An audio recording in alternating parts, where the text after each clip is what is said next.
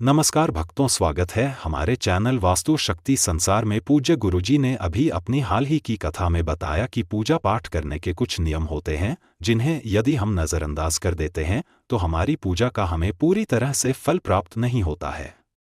पूजा करने के नियम प्राचीन काल से ही चले आ रहे हैं, जो कि एक ठोस धरातल पर आध्यात्मिक और वैज्ञानिक दोनों ही दृष्टिकोणों से ध्यान में रखकर बनाए गए हैं। इसलिए हमें इन नियमों को कतई नज़रअंदाज करना नहीं चाहिए।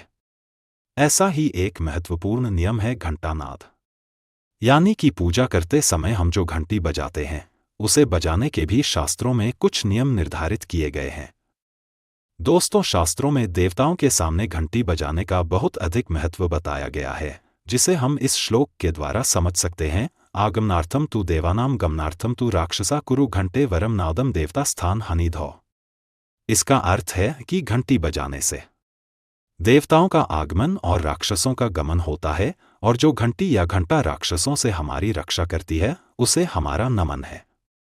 तो चलिए दोस्तों, आज हम देखते हैं कि पूजा करते समय जब हम घंटी बजाते हैं तो उसके पीछे क्या कारण या लाभ है, घंटी को बजाने के क्या नियम है, और पूजा के वक्त घंटी बजाते समय होने वाली गलतियां कौन सी हैं जो हमें भूलकर भी करनी नहीं चाहिए।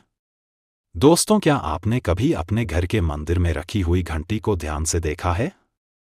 अधिकांश लोग इसका उत्तर नाम ही देंगे, परंतु ध्यान से देखिए तो आपको इस घंटी के ऊपरी हिस्से पर, यानी जहां से हम इसे पकड़ते हैं, उस पर गरुड़ बना हुआ दिखाई देता है। अतः घर पर हम जो घंटी इस्तेमाल करते हैं उसे गरुड़ घंटी कहा जाता है। दोस्तों, पूजा करते समय गरुड़ घंटी का उपयोग देवताओं को आमंत्रित करने अर्थात देवताओं का आवाहन करने के लिए किया जाता है, जिससे एक सुंदर ध्वनि से देवताओं का स्वागत करने का आभास होता है। जब हम विधि विधान से पूजा करते हैं तो उसमें घंटी का उपयोग अवश्य रूप से करते हैं।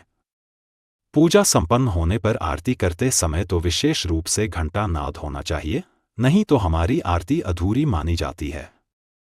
परंतु हम में से अधिकांश लोग इसे मात्र एक सामान्य प्रक्रिया मानते हैं और पूजा करते समय घंटी बजाना भूल जाते हैं। तो आइए जानते हैं उन नियमों के बारे में। पहली बात दोस्तों, हमारे शास्त्रों में यह मान्यता है कि इस सृष्टि के निर्माण के समय सबसे पहले जो बड़ी सी ध्वनि निकली थी वह घंटी की आवाज के समान सुनाई दी थी।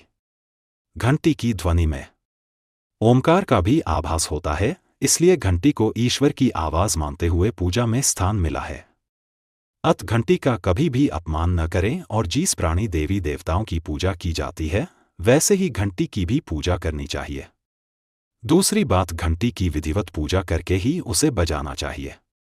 बिना पूजा के घंटी बजाना अच्छा नहीं माना जाता है। तीसरी बात, आपने अक्सर ये महसूस किया होगा कि पूजा करते समय जैसे ही घंटी बजाई जाती है तो पूरे घर के साथ साथ संपूर्ण वातावरण भी शुद्ध और पवित्र सा हो जाता है और चारों ओर सकारात्मकता फैल जाती है। लेकिन यदि हम नियमों को नज़रअंदाज कर देते हैं तो यही सकारात्मकता नकारात्मकता में बदल जाती है। चौथी बात, अधिकतर लोग पूजा संपन्न होने पर केवल आरती के समय ही घंटी बजाते हैं, लेकिन यह भी ध्यान रखें कि भगवान को जल अर्पण करते समय, नहलाते समय, धूप दीप लगाते समय, न विद्यर्पण करते समय घंटानाद अवश्य करना चाहिए। ऐसा करने से हमारी पूजा संपन्न मानी जाती है। पांचवी बात, घंटी बजाते समय किसी भी देवता का मंत्रार्थ आरती अवश्य बोलनी चाहिए। 1 या 2 मिनट ही क्यों न हो, परंतु प्रतिदिन सुबह शाम घर में घंटानाद अवश्य करना चाहिए। यदि आपको अपने घर में या अपने आप में नकारात्मकता महसूस हो तो आप थोड़ी देर के लिए घंटी अवश्य बजाएं, सारी नकारात्मकता नष्ट हो जाएगी। तो दोस्तों, देखा आपने अपने घर में सकारात्मक वातावरण बनाए रखने के लिए घंटी कितनी महत्वपूर्ण है। अगर ये जानकारी आपको पसंद आई तो वीडियो को लाइक करें, कमेंट में जय श्री कृष्णा वैसे लिखें, साथ ही चैनल को सब्सक्राइब करें। धन्यवाद।